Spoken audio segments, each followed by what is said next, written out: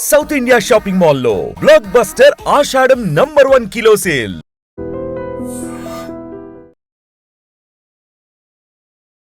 Sir ఇక్కడే ఒక interesting గా ఉన్నటువంటి ఒపీనియన్ కూడా వినిపిస్తోంది సార్. మన దగ్గర ఏదైనా మైనర్లని రేప్ చేశారో లేకుంటే చాలా క్రూయల్ గా గ్యాంగ్ రేప్లు అయ్యాయి అనుకున్నప్పుడు వాళ్ళని ఇమ్మీడియట్ గా ఎన్కౌంటర్ చేసేయాలంటున్నాం. అలాంటి 2, 3 ఇన్సిడెంట్స్ మనం వెరీ రీసెంట్ గా చూసాం. అలాంటి టైంలోనేమో మనం అప్రిషియేట్ చేస్తున్నాం. నిజంగా న్యాయం జరగాలి అంటే ఇలాంటివి జరగకుండా, ఘోరాలు జరగకుండా ఉండాలంటే ఇమ్మీడియట్ గా శిక్షలు ఉండాలి అంటున్నాం. బట్ ఇదే పరిస్థితి ఇప్పుడు యెమెన్‌లో కూడా కనిపిస్తుంది. వాళ్ళు పెట్టుకున్నట్టుగా వాళ్ళు షరియా ఉన్నట్టుగా కన్నుకి కన్ను, ప్రాణానికి ప్రాణం అనే మాట వాళ్ళు పెట్టుకున్నారు. బట్ నిమిష ప్రియ మాత్రం చాలా సేఫ్‌గా రావాలి, మన దగ్గరికి రావాలి. అక్కడ మానవతా దృక్పథం అనేది ఉండాలి అనేటువంటి ఈ డ్యూయల్ నేచర్ అనేది కనిపిస్తోంది సార్. మీరు అన్నట్టుగా కవిత, దీనిలో 2 అంశాలు ఉన్నాయి. ఒకటి, ఆ దేశంలో మనకి ఇష్టం ఉన్నా లేకపోయినా కూడా హత్యా నేరానికి శిక్ష పడింది. హ్మ్. వాళ్ళ చట్టం ప్రకారం, వాళ్ళ సాక్ష్యాల ప్రకారం హత్య రుజువైందని చెప్పి వాళ్ళు భావిస్తున్నారు. కాబట్టి హత్యా నేరానికి శిక్ష పడ్డప్పుడు అలా శిక్షించడం అని తప్పు, ఇది ఆటోక న్యాయం అని చెప్పి అన్నా. హ్మ్. ఒక పద్ధతి ప్రకారం జరిగింది. అదేంది లించింగ్ కాదు, లేకపోతే కోర్టులో విచారణ జరగకుండా కాల్చిపారేయటం కాదు. అవును. మన దేశంలో అడపదడప జరుగుతుంది ఏంటి? ఒక దారుణమైన సంఘటన జరిగితే సమాజం తీవ్రంగా స్పందిస్తుంది. హ్మ్. చట్టం మీద నమ్మకం లేకపోవటం చేత, చట్టబద్ధ పాలన ఉంటుందన్న విశ్వాసం లేకపోవటం చేత, ఈ కోర్టుల్లో శిక్ష పడుతుంది దుర్మార్గులకి, ఇంత దారుణాలు చేసిన వాళ్ళకని చెప్పిన నమ్మకం లేకపోవటం చేత సమాజం నుంచి విపరీతమైన ఒత్తిడి వస్తుంది. ఉదాహరణకి మనం హైదరాబాద్లో చూసాం, ఆ దిశ దిశ కేసు. కేసు. అవును. పిట్టలు కాల్చట్టు కాల్చి పారేశారు. సరే, దుర్మార్గుల్ని, నరహంతకుల్ని, అంత దారుణమైన అత్యాచారం చేసిన వాళ్ళని చచ్చిపోతే మనం బాధపడక్కర్లా, కన్నీడు కార్చక్కర్లా. కానీ మన పద్ధతి లేకుండా, చట్టబద్ధ పాలన లేకుండా, కోర్టుల్లో విచారణ లేకుండా, పారదర్శకంగా నేరం చేశాడని రుజువు చేసే పద్ధతి, వేగంగా జరిగే పద్ధతి కాకుండా మనం ఒక కేసులో ఈ షార్ట్ కట్స్ తీసుకుంటే రేపు పొద్దున అమాయకులకి, మీకు నాకు శిక్ష పడుతుంది. హ్మ్. అధికారంలో ఉన్నవాడో, లేకపోతే పోలీస్ అధికారో, లేకపోతే రాజకీయంలో ఉన్నవాడు మీ మీద నా మీద కోపం వస్తే కాల్చిపారండి అని చెప్పి అంటాడు, ఏదో మన మీద కేసు బనాయిస్తాడు. హ్మ్. కాబట్టి ఎప్పుడైనా సరే చట్టాన్ని చేతుల్లోకి తీసుకోవడం, ఈ వెంజన్స్, లా ఆఫ్ వెంజన్స్ లేకపోతే లించింగ్, ఈ పద్ధతి తాత్కాలికంగా తృప్తి కలిగించవచ్చు బాగా ఆవేశం ఉన్నప్పుడు, కానీ హ్మ్. దీర్ఘకాలంలో సమాజాన్ని సర్వనాశనం చేస్తుంది. కాబట్టి అలాగని చెప్పిన మౌనం కోరుకుంటే కాదు, వేగంగా, ఉదాహరణకి అలాంటి అత్యాచారం జరిగితే 1 నెల రోజుల్లో ఖచ్చితంగా శిక్ష పడుతుంది, తీవ్రమైన శిక్ష ఉంటుంది అన్న విశ్వాసం కలగాలి. ఆ హ్మ్. విశ్వాసాన్ని మనకు కలిగించట్లా. మహాత్మా గాంధీని చంపేస్తే సంవత్సరం లోపల శిక్ష పడింది. యాహ్! రాజీవ్ గాంధీని చంపేస్తే, మాజీ ప్రధానమంత్రి, ఒక పెద్ద పార్టీ అగ్రనాయకుడు, 18 ఏళ్ళు పట్టింది శిక్ష అమలు కావడానికి. 1948లో మనం అంత వేగంగా చేయగలిగినప్పుడు హ్మ్. 2000 దశకం ఎందుకు చేయలేకపోయినాం? 90ల దశకం ఎందుకు చేయలేదు? 1990ల దశకం ఎందుకు చేయలేకపోయినాం? ఇప్పుడు హ్మ్. ఎందుకు చేయలేకపోతున్నాం? మన ఆత్మావలోకనం చేసుకోవాలి. కాబట్టి వేగంగా శిక్ష పడడం, నిష్పాక్షికంగా విచారణ జరగటం, నేరానికి తగ్గట్టుగా శిక్ష ఉండడం, ఆ విశ్వాసం సమాజానికి కలగకపోయినట్టయితే, మరి కొన్ని సందర్భాల్లో ఇప్పుడు దిశ కేసులో ఎందుకు మనం అంతా స్పందించాం? మన ఇంట్లో అవును. ఆడపిల్ల కావచ్చు, నా ఆడపడుచు కావచ్చు, నా కన్న కూతురు కావచ్చు, అవును. నాకు ఆప్తులైనటువంటి మరో మహిళ కావచ్చు, ఎవరికైనా జరగచ్చు కదా అలాగా. హ్మ్. ఆ భావం కలగగానే మనం వాళ్ళ చెప్పుల్లో మనం కాళ్ళు పెడతాం. వెంటనే అవును. మన మనసు విపరీతంగా స్పందిస్తుంది. అవును. మీరు ఇందాక అన్నారు, కనెక్ట్ వచ్చేస్తుంది. హ్మ్. అది వచ్చినప్పుడు సమాజం మరి నాకు కూడా, మీకు కూడా అనిపిస్తుంది. కొన్ని సినిమాలు చూస్తే అనిపించదు, వీళ్ళని భయంకరమైన నేరాలు చూపెట్టాడు అనుకోండి, వాడిని నిజమే. చంపేయాలని మీకు అనిపించదు. అవును. హీరో వాడిని చావగొడితే మనకు సంతోషం కలగదు. అది మానవ సహజం. కానీ ఈ పరిష్కారం అది కాదాలదు. వేగంగా, కఠినంగా, ఖచ్చితంగా శిక్ష పడుతుందనే విశ్వాసం కావాలి నేరం చేస్తే. మనకు ఆ న్యాయ వ్యవస్థ, పోలీస్ యంత్రాంగం, ఫారెన్సిక్స్లో పాడులో మన దేశంలో, దేశం మొత్తంలో 2-3 వేల కేసులు మనం చేస్తే డిఎన్ఏ అనాలిసిస్ గొప్ప విషయం ఇంత పెద్ద దేశంలో. అది డిఎన్ఏ అనాలిసిస్ పంపిస్తే ఏళ్ల తరబడి పడుతుంది. ఏ రకమైన టెక్నాలజీ లేకుండా బాధి పారేసి, వాడు భయపడిపోయో, వాడు అమాయకుడై ఉండో, లేకపోతే వాడికి బలహీనుడై ఉండో, వాడు ఒప్పేసుకుంటే నేరం చేశాన్ని శిక్ష పడటం తప్పితే, 100 కేసుల్లో మన దేశంలో శిక్ష పడుతున్నది 10-11 కేసులు మాత్రమే, వాళ్ళు నేరం చేసామని ఒప్పుకుంటే తప్ప. ప్రాసిక్యూషన్ చాలా పేలవమైనది, బలహీనమైనది. ఇక న్యాయస్థానాల విషయం చెప్పనక్కర్లేదు. న్యాయస్థానాల సంఖ్య చాలదు, న్యాయ పద్ధతులు చెప్పనక్కర్లేదు. వాయిదాల మీద వాయిదాలు. ఇవన్నీ కూడా మనం తెచ్చిపెట్టుకున్నాయి. వీటిని మార్చాలి. ఇది ఒక్క రోజున ఒక ఆదేశం ఇస్తే నువ్వు తుపాకీ తోటతోనో లేకపోతే ఒక పెద్ద భీకర ప్రకటనతోనో మారేది కాదు. ప్రతి విషయం కూలంకషంగా 5 అంశాలు ఉన్నాయి. పోలీస్, ఫారెన్సిక్స్, ప్రాసిక్యూషన్, ప్రొసీజర్స్, చివరికి న్యాయస్థానాలు. ఈ 5 కూడా సమూలంగా మార్చాలి. చాలా కాలంగా అలాంటి వాళ్ళు వాదిస్తున్నాం. దానిలో భాగంగానే ఉదాహరణకి చిన్న చిన్న కేసులైనా కనీసం కోర్టుల మీద ఒత్తిడి లేకుండా చేయాలని చెప్పంటే స్థానిక న్యాయాలయాల చట్టం నేను తీసుకొచ్చాను.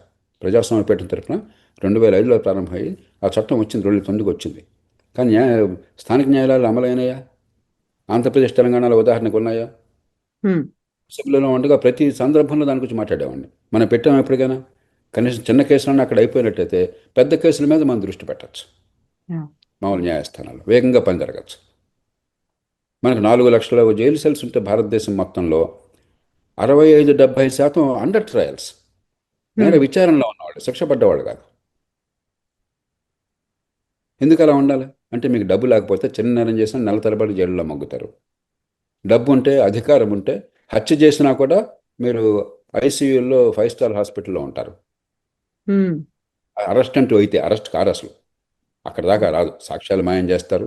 వాళ్ళలో కొంతమంది వాళ్ళే అధికారంలో ఉన్నారు, లేకపోతే అధికారుల్ని శాసించగలరు. మరి ఇలాంటి దేశంలో చట్టబద్ధ పాలన తీసుకురాకపోయినట్టయితే ప్రజల్లో ఆవేశం వస్తుంది. కానీ ఆవేశాన్ని ఎలా తృప్తిపరచడం మార్గం కాదు. ఈ చట్టబద్ధ పాలన బాగు చేయాలి, ప్రతి అంశాన్ని కూలంకషంగా చేయాలి. ఎన్నో సందర్భాలు, ఉదాహరణకి ప్రజాస్వామ్య పీఠం 9 రోజుల పాటు ఒక సమగ్రమైన అధ్యయనం చేసి ఒక నివేదిక బయలువరించింది. ఏం చేయాలి ప్రతి అంశంలో మన చట్టబద్ధ పాలనలో. 62 ప్రముఖులైనటువంటి న్యాయ కోవిదులు ప్రపంచం మొత్తం నుంచి, మన దేశం నుంచి, సుప్రీంకోర్టు న్యాయమూర్తుల దగ్గర నుంచి అందరూ పాల్గొన్నారు. విజ్ఞత గల వాళ్ళ దగ్గర సమాచారం ఉంది, ఏం చేయాలో తెలుసు. కానీ నివేదికలన్నీ ఊరికి అక్కడ బుట్టదాఖలు చేస్తున్నాం. నేనే పరిపాలనా సంస్కరణ సంఘంలో ప్రత్యేకంగా ఈ నివేదిక అంతా నేను రూపొందించాను. ఈ న్యాయ వ్యవస్థను ఎట్లా మార్చాలి ఏంటని చెప్పాను. వాటి పరిష్కారాలు ఉన్నాయి. మనం దాని మీద దృష్టి పెట్టకుండా ఆవేశం ఓ పక్కన, ఆర్భాటం మరో పక్కన. ఈ ఆవేశం, ఆర్భాటం ప్రయోజనం లేదు. కొంచెం నింపాదిగా, లోతుగా ఆలోచించి చిత్తశుద్ధితో మార్పులు తీసుకురావాలి.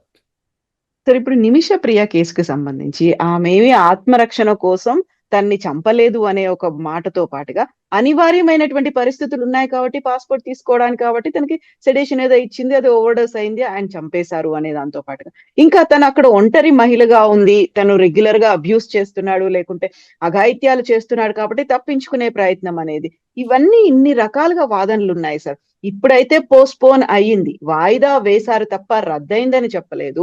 అది రద్దవుతే ఏం జరుగుతుంది అనేది కూడా తెలియదు. బ్లడ్ మనీ తీసుకోవడానికి ఫ్యామిలీ ఒప్పుకోవట్లేదు. అసలు బ్లడ్ మనీ కాన్సెప్టే మా దగ్గర రాలేదు. ఇన్ని డిఫరెంట్ వర్షన్స్ ఉన్నప్పుడు మీ ఎక్స్పీరియన్స్ లో ఏం జరుగుతుందని అనుకుంటున్నారు సార్ నిమిష ప్రియ కేసు? ఒకటి, నాకు అంత అనుభవం లేదు కాబట్టి నా అనుభవం ప్రకారం చెప్తున్నాను అనుకోను. కానీ ఉన్న వివరాలను బట్టి మనకు అర్థం, దాన్ని బట్టి కోర్టుల్లో ఇక మార్పు వచ్చే అవకాశం లేదు. అన్ని కోర్టుల్లో ప్రయత్నం చేశారు. కోర్టులు, కింద కోర్టులు అంటే పై కోర్టులు అన్ని ఖరారు చేసినాయి. కాబట్టి 2 మార్గాలు కనిపిస్తున్నాయి. ఒకటి, ప్రభుత్వం ప్రతి దేశంలో కూడా సార్వభౌమాధికారం ఉన్న ప్రభుత్వాధినేతకి క్షమాభిక్ష ప్రసాదించేటువంటి హక్కు ఉన్నది, అధికారం ఉన్నది. లేకపోతే ఉరిశిక్ష బదులు ఖైదు శిక్ష, జైలు శిక్ష వేసే అధికారం ఉన్నది. ఆ ప్రభుత్వం గనక మరి ఈ కేసులో ప్రత్యేకంగా ఉన్న సందర్భాన్ని బట్టి, 2 భారతదేశంతో ఉన్న సంబంధాలను బట్టి క్షమాభిక్ష పెడదామని చెప్పి అనుకుంటే ఒక మార్గం. అది కూడా ఒక స్థాయి వరకే. ఇప్పుడు ఆ దేశం ఒక సుస్థిర పరిస్థితులు లేవు అక్కడ. ఇప్పుడు ఈ గల్ఫ్ దేశాలు, అరబ్ దేశాలైనా కూడా సుస్థిర పరిస్థితుల నుండి మన దేశంతో మంచి సంబంధాలు ఉన్నాయనుకోండి, ఆర్థిక సంబంధాలు, సామాజిక సంబంధాలు, దౌత్య సంబంధాలు.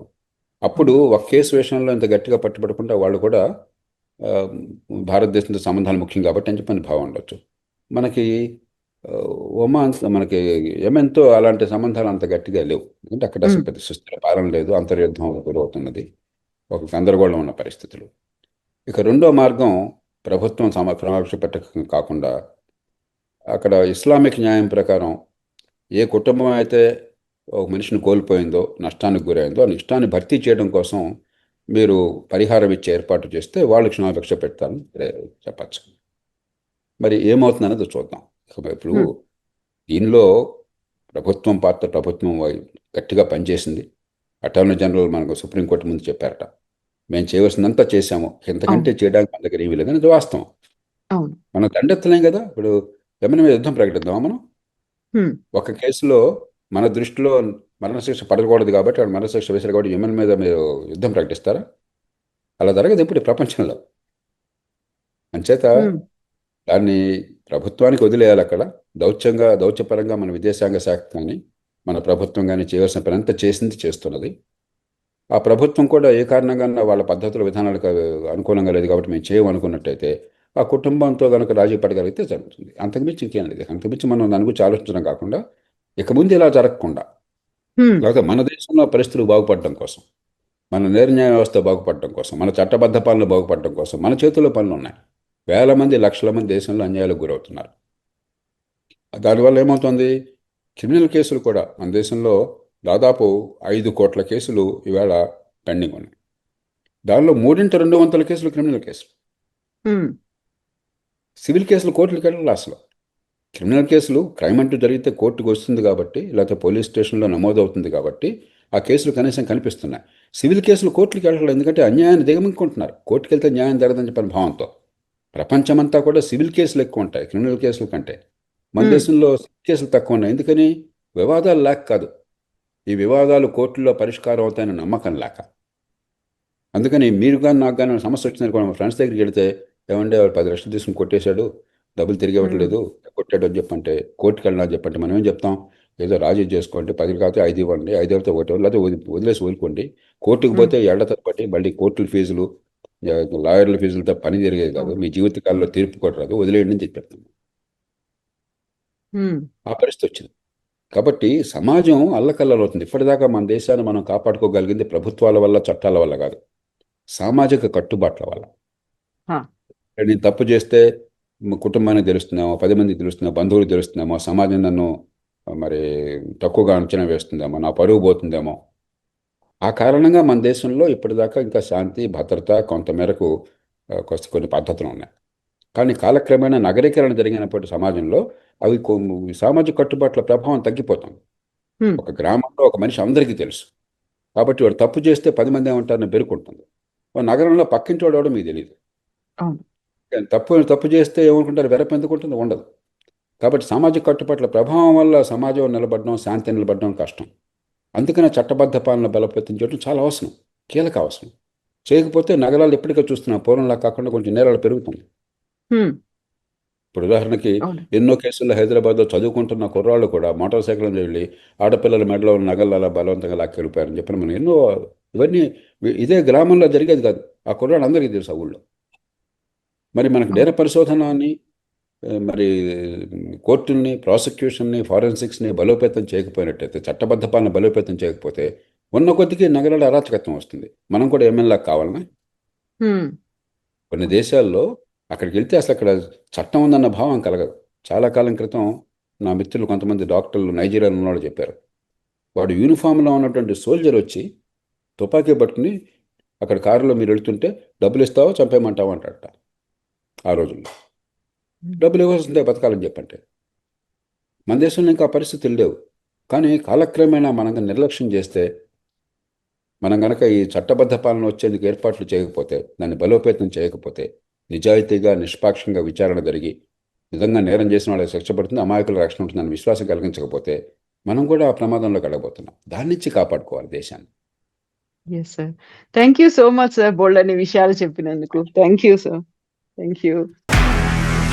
నిజంగా ప్రస్తుతం ఉన్నటువంటి సమాజం దేనికి ప్రయారిటీ ఇస్తుంది?